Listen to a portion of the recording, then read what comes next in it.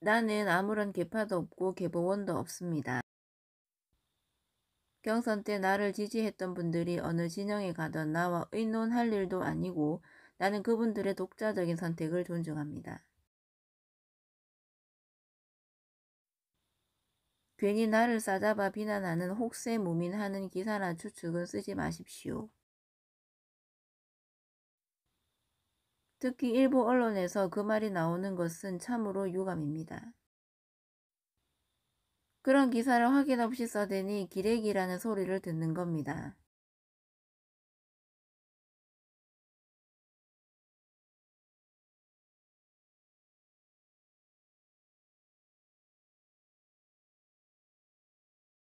더 중요한 것은 정치평론가들이 공통적으로 이야기하는 것들 중에 지금 선거에서 가장 중요한 사람이 국민 윤석열 후보에게 누구냐 하면 홍준표하고 안철수라고 얘기를 합니다. 그러니까 이제 왜 중요한지에 대해서 얼마 다 알고 있는 거죠. 홍준표가 가지고 있는 독립적인 어떤 정치 세력들이 있고 또 안철수 경우에는 결국 후보 단일화 문제에 대한 중대한 과제가 있고, 그러면 홍준표와 안철수가 중요한 어떤 인사를 쓸 때나 구도를 쓸 때 굉장히 중요한 인물이라고 한다면 향후에 김종인이 그 막강한 총괄을 했을 때 이게 유리할지 불리할지 따지면 사실은 그 부분에서 유리할 가능성은 없거든요. 그렇다 한다면 그런 데서 전략적 선택에서도 김종인을 총괄로 두는 것이 득실을 계산해 볼 때 그렇게 유리하지 않다. 네. 그렇게 보기 때문에 사실은 윤석열 후보가 지나치게 김종인한테 3주 동안 매달리는 것 자체도 실기였을 뿐만 아니라 당장의 선거에서 윤석열 후보의 리스크를 관리하는 차원에서 네. 김종인만한 인물이 없다는 생각에 고정적 생각을 좀 넘어서서 그것을 좀 더 넓게 전체 전략 차원에서 홍준표나 안철수와 같은 또 이준석 같은 인물이 훨씬 더 윤석열 후보의 가지지 못한 점, 뭐 약점 이런 것을 보완하는데 유리하다면 김종인을 선택할 게 아니고 사실 홍준표, 안철수를 선택하는 전략을 중심에 놓고 선거 선대위를 전체 구성하는 게 맞다.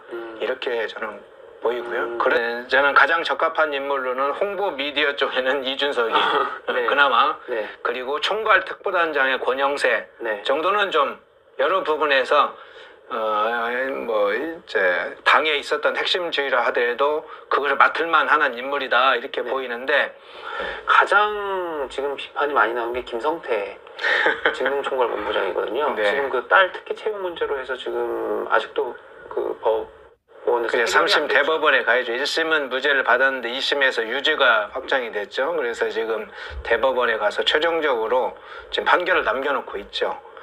김성태도 그렇고 총괄 지원 총괄을 맡고 종합지원 총괄을 맡고는 권성도 의원도 사실은 강원랜드로 해서 뭐 이렇게 여러 가지 의혹 비리가 있었지 않았습니까? 사무총장까지 시켰고 종합지원 총괄본부장까지 해가지고 이렇게 했는데 일단 말씀하신 대로 중진들이 본부장이 됐고 뭐 대변인단, 공보단 다 보면은 이제 그 당에 있는 그 의원들, 그죠? 현직 의원들이나 이제 이런 사람들이란 말입니다. 네. 근데 이게 참 보면 민주당이 처음에 이렇게 현직 의원들부터 해가지고 당의 사람들 메모드급으로 다 하나씩 자리 맡겨놓고서는 지금 물갈이 하고 있잖아요. 지금 다시. 네. 근데 민주당이 처음 했던 거랑 비슷하지 않나요, 지금? 네, 비슷하고. 근데 민주당이 처음 했던 거랑 비슷하지 않나요, 지금? 네, 비슷하고. 근데 민주당이 처음 했던 거랑 비슷하지 않나요, 지금? 예, 비슷하고. 이거거든요. 예. 눈물 사과, 그죠? 예. 이재명 요즘 걸핏하면 울어요. 예. 그래서 계속 사과하고 머리 조아리고 있어요. 계속 사과해요. 국민들이 그만하라고 할 때까지 사과할 생각인 것 같아요. 좀 그게 전략이. 그래서 이것도 좀 재밌고. 그다음에 하나의 키워드가 하방이에요, 하방. 그죠? 하방 보낸다. 그다음에 세 번째가 파격이에요, 파격. 이 세 개가 지금 키워드인데 이걸 지금 계속하면서 다 바꾸겠다는 거잖아요. 그죠. 처음에 사과 정치. 가 이제 시작됐습니다. 근데 이 사과 정치가 생각보다 저는 굉장히 무서운 힘을 발휘할 거라고 봐요. 근데 이 사과 정치가 생각보다 저는 굉장히 무서운 힘을 발휘할 거라고 봐요. 근데 이 사과 정치가 생각보다 저는 굉장히 무서운 힘을 발휘할 거라고 봐요. 왜냐하면 이게 사람들 보통의 사람들이 심정적으로 굉장히 악감정을 가지고 있다 하더라도 한 번 사과에, 두 번 사과에, 세 번 찾아오면 마음이 누그러지게 일단 마련이거든요. 그렇죠. 예. 네.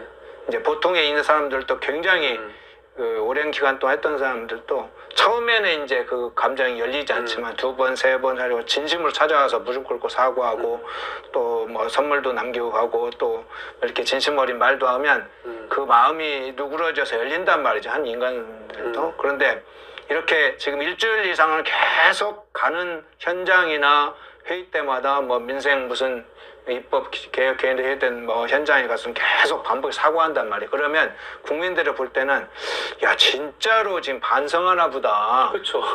이렇게 착각을 일으키게끔 하는 동인이 된단 말이죠. 네. 그래서 마음이 굉장히 누그러뜨리고 두 번째는 마음이 누그러뜨리는 그 공간에 어떤 것이 끼어들기 시작하냐면 그러면 뭔가 다른 걸 해보려고 하는가 보다. 문재인이 실패한 많은 정책들과 다른 형태의 이재명의 은 다른 걸 시도하려고 하나 보다. 그러면 그게 다른 것이 문재인과 다르다고 하면 그러면 이재명과 문재인을 한 패거리로 보지 않고 다른 인물로 봐야 되는 거 아니냐. 다른 정치색으로 봐야 되는 거 아니냐. 인식이 뛰어들게 마련이죠.